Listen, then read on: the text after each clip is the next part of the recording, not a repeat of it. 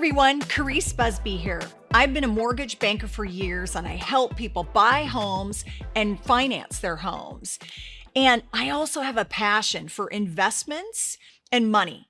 And that's where I have an extensive background that I intertwine into my mortgage advice. So if you like this video, please drop me a comment and please follow my channel so that you get all my new content and follow me on social media. I love educating people and helping people understand the complex world of money, finance, and mortgages. I'm excited today to get into it. We're going to talk about a major shift that's happening in Washington State. You might have heard about this on national news.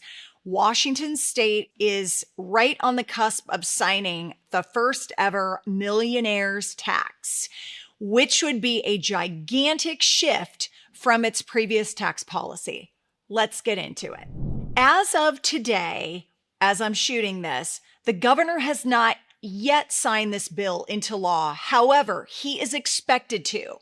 It has been speculated he's dragging his feet because it will limit the time opposition has to then try to get signatures to thwart it or cause issues on it going through. He supports this tax. It's passed both houses of the Washington State Legislature, which are run by Democrats. Washington is a one-party state. As a disclaimer, I am not here to get into politics. I am speaking about the financial implications of this because I think it's really important people understand those aspects of it. That's where my expertise is at. So in Washington State, you can look it up. The leadership is largely Democrat. So it's a one-party state. So there really is not checks and balances that come into play. Unfortunately, when you have that in states, you get very lopsided legislation because the minority party really does not get a say in this. And so what I'm talking about with the millionaire's tax is, what does that mean? Well, the plan is for any individual with taxable income over $1 million a year will now be taxed at 9.9%, which if you compare to other states with an income tax, it's on the high side. This Washington will now become a state with an income tax. That has really been an advantage for Washington State for years.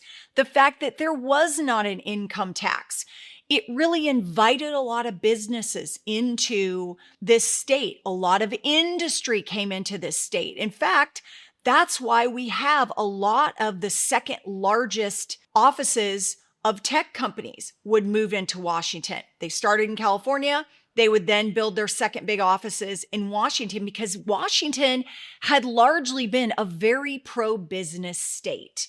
Well, not anymore if this tax goes through. It's not an incentive for someone to bring a business into Washington under the environment that it's currently in. This millionaire's tax will have major implications. From a financial standpoint, it makes 0 sense why any of the leadership would think that this is a good idea. I don't know if they don't have business backgrounds or they don't have economic backgrounds. That appears to be the case because this is the dumbest thing I've ever heard of. And it's not business friendly at all. It will not help small businesses. In fact, it will do the exact opposite. So let's break it down. It's going to put a tax on any household income that's over $1 million will now be taxed at 9.9. There's no distinction whether you're a single person household or whether you are a married household. So 2 income earners in the same household at $1 million or a single earner at $1 million taxed exactly the same. So that will affect those people. Here's the piece that I think a lot of folks don't realize. In the Puget Sound area, we have pretty high housing prices. It takes high income earners to be able to afford to buy those homes. So Seattle, Bellevue, the East Side, those are typically people of a higher income range. This will affect the luxury markets. And you're already seeing certain people who have lived here for years, like Howard Schultz. He has now left Seattle and has moved to Florida, to a more tax-friendly state. You're hearing that Starbucks is moving their headquarters here, from here to Tennessee. You likely are going to see other businesses that will announce moving their main offices out of Washington to avoid this tax. Because no matter what your political views are, in order to stay in business, you have to make money. Businesses are not in business as charity. They may donate to charity, and that's great, but they're not in business for charity. They're in business to make money. They have to be in a state where they can make money. So the concern is, what is this going to do to the housing market, for example? Well, if you have fewer businesses here, that's going to affect job growth. Definitely will affect the people who are moving here, will affect companies that are relocating people here. That all does affect the housing market. And I suspect it will affect the higher end housing market, like the more luxury markets that are above 1.5, 2 million price range. When you get above into the 10 million, the 20 million, that's another market I think that very well could be affected. Another thing to consider, sports teams. A lot of times, one of the big negotiating points for sports teams, let's say the Seahawks, for example, when they're courting a player to come in, when you can sell it and say, hey, this is a state that doesn't have income tax, that's a big draw for a player. Well, now the GM of the Seahawks isn't going to be able to tell him that.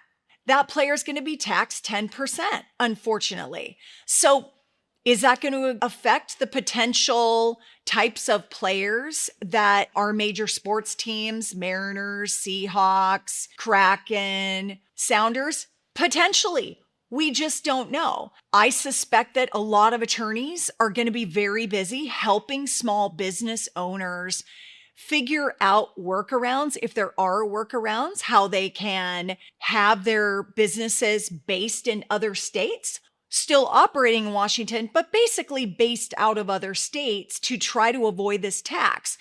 This is the misconception about small business owners. I work with a lot of small business owners, so I see their financials.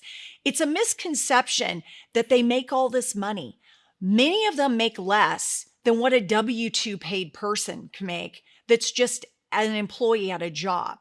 And you know what? When business is down, they're on the hook because they have to pay the expenses no matter what's going on with the revenue stream. So when you tax them, again, on that slim profit, many businesses operate on a low margin. They're not operating on a high margin like I think a lot of people may think. They operate on a lower margin. And then when you go through and you're going to try to tax that, that's not going to be an incentive for them. That's going to hurt them. That's going to hurt their future investment. That's going to hurt their hiring decisions. They can afford to hire fewer people. They can afford to innovate less. They can't expand like they want to expand. That doesn't help things.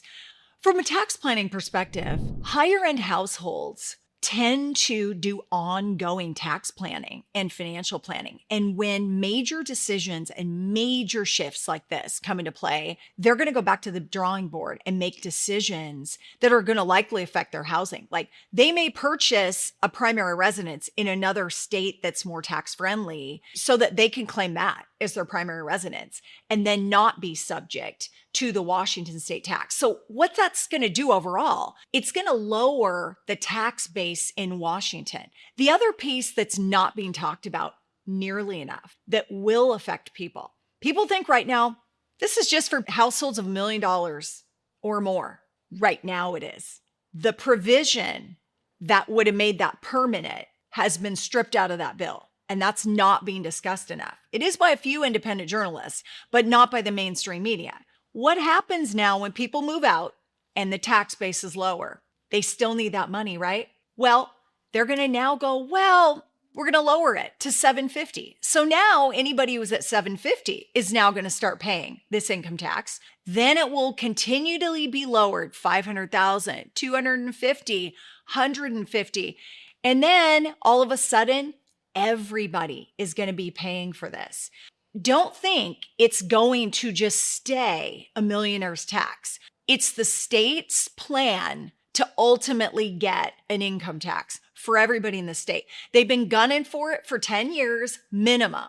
And now they finally have the proper group of people at the Washington State Supreme Court to be able to push it through, to justify it. It is unconstitutional per Washington State. However, the governor has stacked the Supreme Court justices in Washington State in his favor. It will be interesting to see. There will be challenges against it.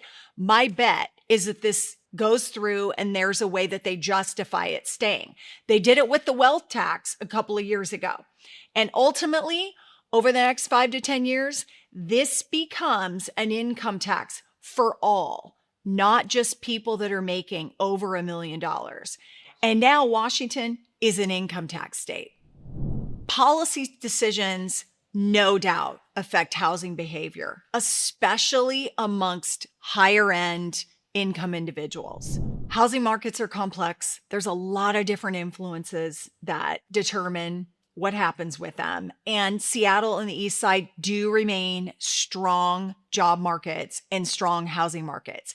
We're really going to have to watch this experiment play out and see what ultimately happens. But we really can harken back just a couple years ago when that wealth tax went into effect. And that only affected individuals that had capital gains of $250,000 or more per year, which was a very, very small group of people.